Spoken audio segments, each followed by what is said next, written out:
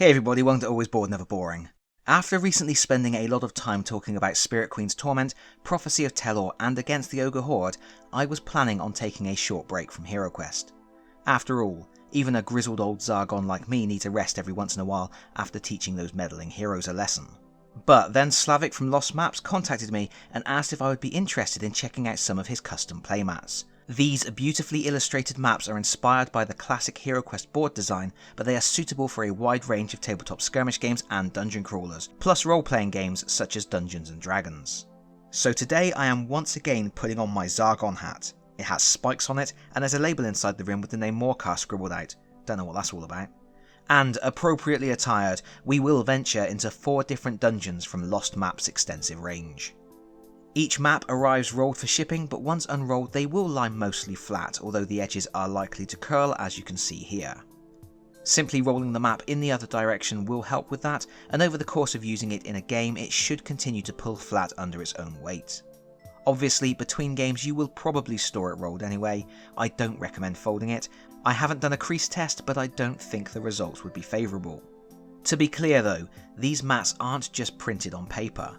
Each one is printed, in Europe I should mention, on a very durable 450g PVC coated material. They are non-slip, wipe clean, and waterproof. That's always a nice feature when you play with people who have a habit of spilling their beer when the game gets tense. Under normal play conditions, these mats seem durable enough to stay in good condition for a long time. I can't see them being easily scarred or scratched, and I even threw caution to the wind to do a tear test. As you can see here, it would require some considerable effort to actually make a tear. In other words, you would probably have to be purposefully trying to damage the mat in order to do so. Also worth mentioning, this is a pretty nice surface for rolling dice on. Not as nice as neoprene, but better than a game board. Overall, this is relatively lightweight, easily stored and transported, and durable enough for extended use. All desirable features for the Dungeon Master on the go. But that is all for nothing if the art isn't up to scratch. Fortunately, these mats do look very nice. This first map we are looking at is called No Way Out, and it's based exactly on the classic layout of the HeroQuest board. Of course, only the configuration of the rooms is the same. All the artwork is unique to Lost Maps, created by a professional graphic designer using a combination of Photoshop and InDesign. Like all the other maps we are going to look at today, the overall dimensions for this one are approximately 34 inches by 22 inches, and it has a 1-inch grid overlay. However, it's also possible to get these maps in a larger 44 by 29 inch size with a 1.25-inch grid instead. This mat also has the Lost Maps logo on one edge, but it's possible to get all of these mats without the logo and with a narrow border. That's going to be a better choice for people with limited space, although if you do have any curling at the edges of your mat, with a narrow border that's more likely to impact on the actual gaming area. The art features loads of really lovely details. Bones, barrels, chains, crumbling statues, discarded weapons, skulls, rugs, ladders, candlesticks, grates, monstrous torture devices, and plenty of rubble. All those little details give the mat quite a nice old school feel. They remind me of the maps from something like Dungeons and Dragons First Quest, or even the classic dungeon crawler Dragon Strike. The downside to having all those extra details in the art is that sometimes it can make things a little too busy. You may, for example, find it slightly more difficult to see the grid lines, which I think is exacerbated somewhat by the grid lines being quite thin anyway. If you compare it to Avalon Hill's board, you will see the official board has spaces that are much more clearly delineated. You may even get situations where players think the art has some kind of in-game effect. Hey, can we pick up these discarded weapons? Can I actually stand on this space? That sort of thing. And if you are setting out terrain or furniture pieces, as you will do regularly in a game like HeroQuest, the art on the board can get in the way, becoming a bit distracting and less clean than when you use a relatively undecorated board as the backdrop for the world you're bringing to life. If you feel any of those potential concerns would apply to you, the good news is that Lost Maps also offers the complete suite of maps unfurnished. In other words, you can buy any map without all the extra detailing, leaving each room completely clear of clutter so you can use your own 2D overlays or 3D terrain elements as you wish. Of course, as this mat has the classic HeroQuest layout, that's what most people are probably going to use it for. It's just a way of changing the aesthetic of the dungeon to make it feel more distinct from other places your heroes have previously explored. While I like this map, if I was playing HeroQuest, I would still opt to use the official board. For me, it's just a bit cleaner, clearer, and works better with the furniture elements. But while I might not use this particular map for HeroQuest, what I would use this map for is Dungeons and Dragons. When I play D&D, I don't tend to use a lot of props beyond miniatures for characters and enemies, so the extra art on the board adds to the atmosphere without interfering. I would also consider using this map for Advanced HeroQuest. There are rules in Advanced HeroQuest for using the HeroQuest board as a maze, and having one of these maps to roll out on the table when a maze is encountered is fantastic. The lived-in artwork works well for that period aesthetic, and a map like this could be a solution for someone who plays Advanced HeroQuest but isn't interested in picking up a copy of HeroQuest to have access to a maze. As I mentioned, Lost Maps kindly sent me 4 different maps, so let's look at the second. This one is called A Frozen Scream.